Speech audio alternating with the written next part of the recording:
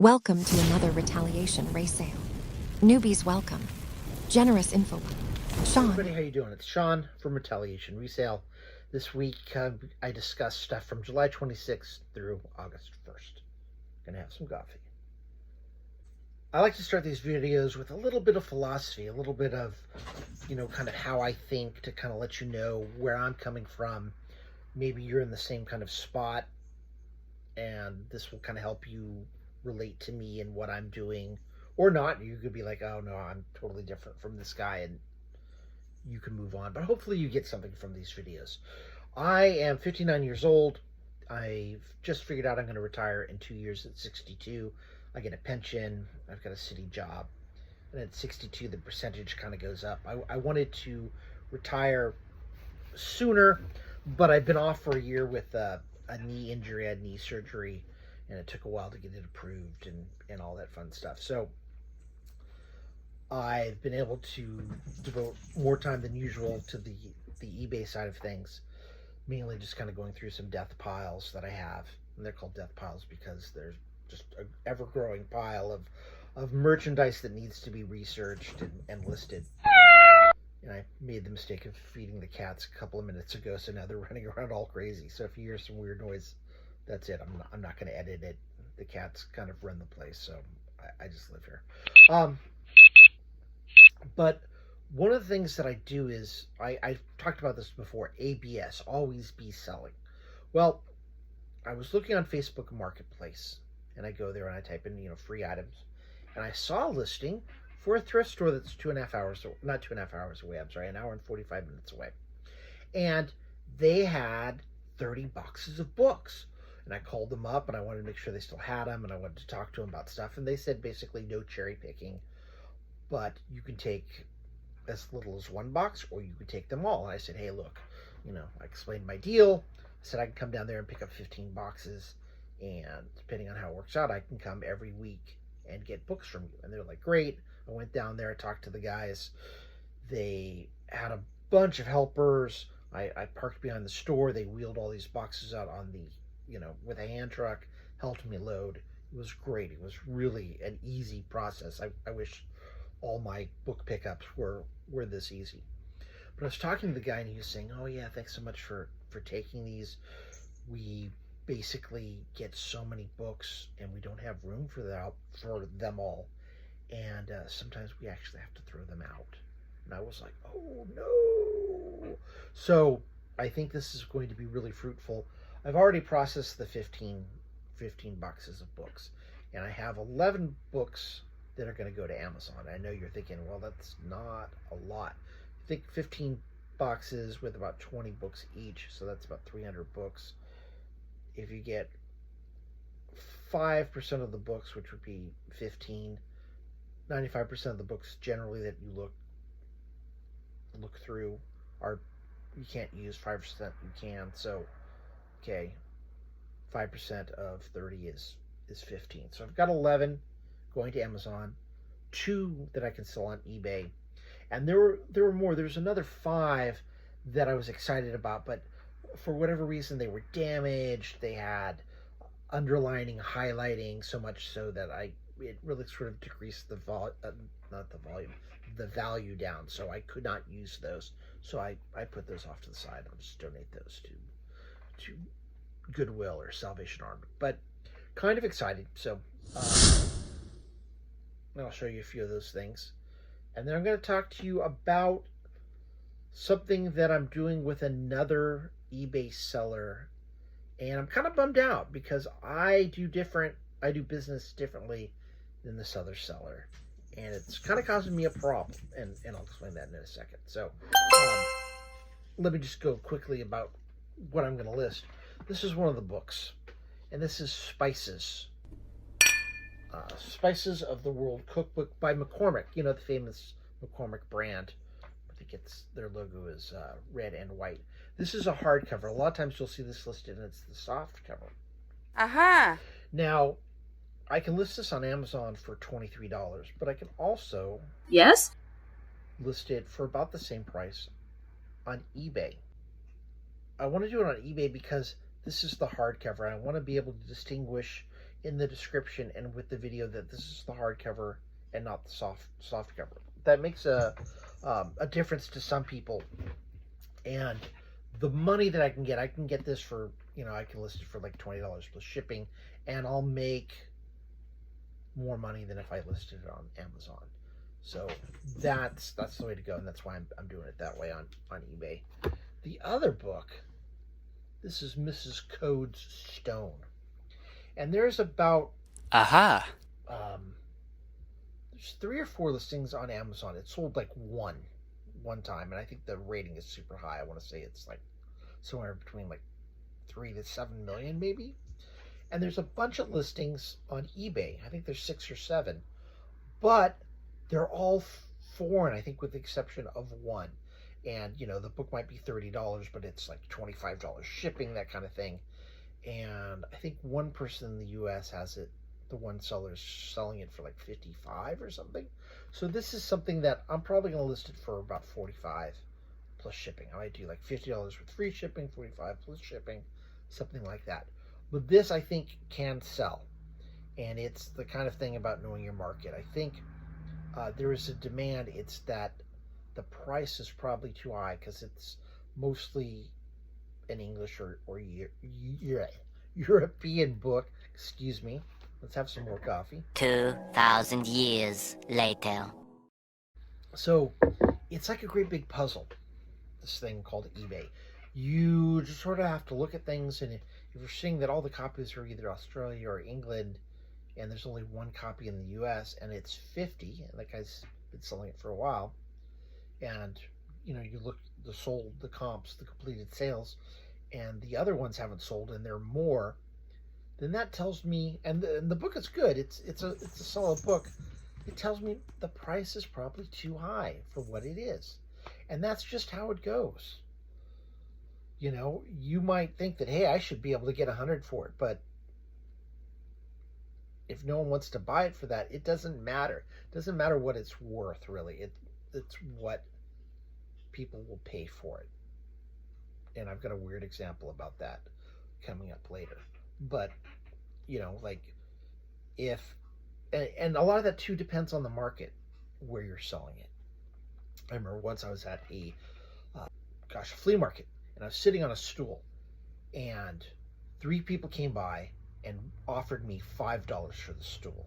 And I said, oh no, it's not for sale. It's not for sale. And the guy next to me is like, yeah. He goes, you probably think that's a $20 stool. And I go, yeah, actually I do. And he goes, and it is a $20 stool, but it's not a $20 stool here. You just saw a Latina woman, a black woman, and an Asian man come by and offer you $5 for the stool. So here it's $5. So if you want to sell it here, you're going to sell it for $5. If you want to hold out for $20, you're going to sell it on another platform. And that's kind of how it is for this book. Unfortunately, your 2 basic platforms for books are Amazon and eBay.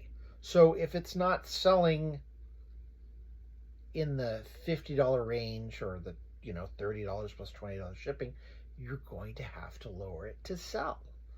Otherwise, it's going to sit on the shelf, and maybe it sells in 2.5 years, but that's if there are no other copies that come onto the market, after you list it. So price it to move. Take that money. Yes. Do whatever you need to do with it. You might need to pay bills. You might sock it away like I am, put into the savings account for a move or a business venture, kids' education, whatever. But price things accordingly. You need to be smart. And a lot of this just comes with trial and error. That's how things go. Aha! The other thing, I got this from the real estate agent. I told you I met a real estate agent up in the North Bay that does a lot of housing cleanouts, and she gets a lot of books. This is the Lincoln set. This is actually a 6-book set. It's Carl Sandburg, the poet, famous for that poem, The Fog Crept In on Little Cat Feet. He's got The War Years, which is a 4-book set, and The Prairie Years, which is a 2-book set. Unfortunately, I just have The Prairie Years, and this one sells $20 to $40 range, kind of depending on condition and just who's buying, so he'll list it a little higher and take less money. But that's another contact that I've made. So Wow. I also deal with a couple of thrift stores in the East Bay, and I found out that they have a store kind of near this new store that I just visited, and I called up one of the managers in the East Bay, and I'm like, hey, I noticed that you've got kind of a sister store in this area where I've made a new contact. Can you help me out with an introduction? Because I would like to be able to get their books as well. When I go down to this new thrift store, I can pick up books from another source. And if it's somebody I know that we have a history, that would be great. And my friend, the other manager, said, yeah, of course, John, no problem. We work great with you. You're really dependable. We appreciate what you do. I'll send an email. I don't know when they respond, but I'll keep you informed. And that's great. So happy they did that.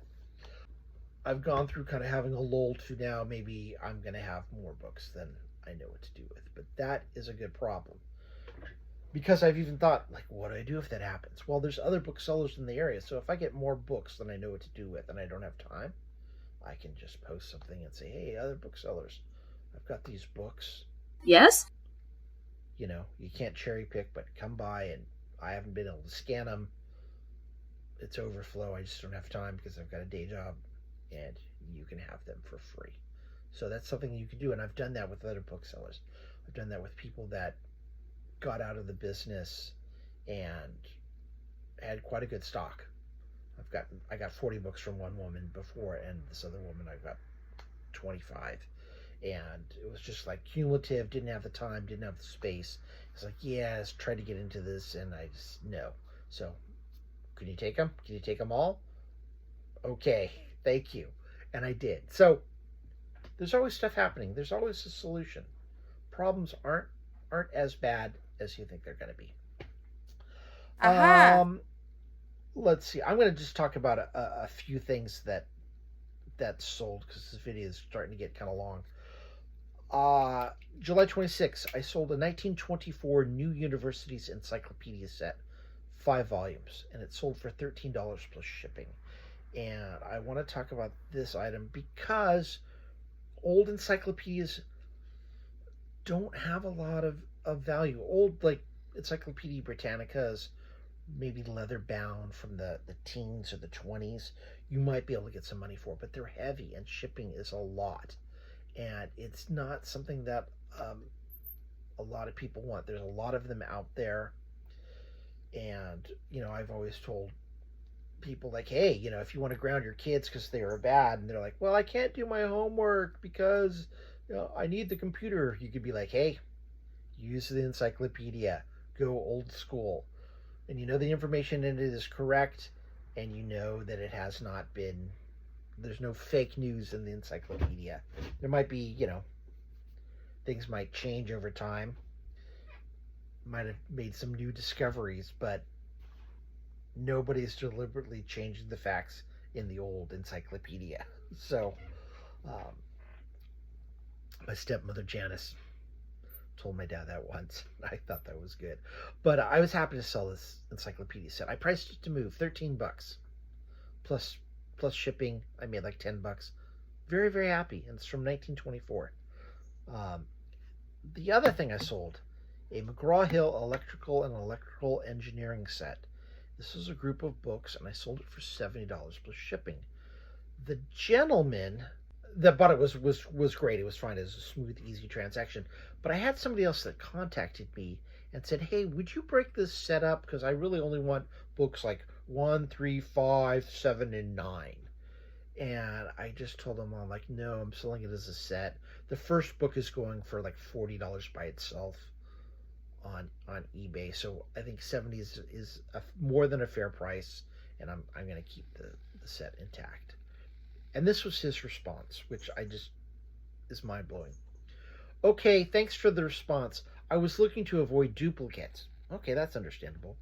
I agree 70 is fair and would go higher for the smaller lot. Best of luck. So basically, what this man is telling me is He wanted less books because he had duplicates. That's understandable, but he would have paid more for them. And that makes no sense to me. That's like saying, I've got 2 Monet paintings I'm selling, they're each $1 million, and somebody saying, oh, you know what, I only want one of those Monets and I'll give you 3 million instead of 2 for both of them. Who does that? Nobody does that. So I don't know what this guy's deal was. I think he maybe realized that What? he was a little bit out of line and just sort of saying, oh yeah, I totally get that. You know, he needed to try to save some face somehow by saying that he would have offered more for less, which I don't know anybody that does that. So anyway, all right, we got cats scratching around doing stuff. So I'll just end that on that note. Yeah, we'll talk more later. I'll just end it there. We'll have a part 2 on this coming up, and I'll tell you the issue that I had with another eBayer, which I kind of still have because I bought something and he hasn't shipped it to me yet, and I'm gonna kind of flip it with something else. So look out for the next video. It should be like the next day after you see this one. All right, it's been Sean. It's been real. It's been fun. Hope you learned something. It's Sean from Retaliation Resale. Thank you. Goodbye. Goodbye.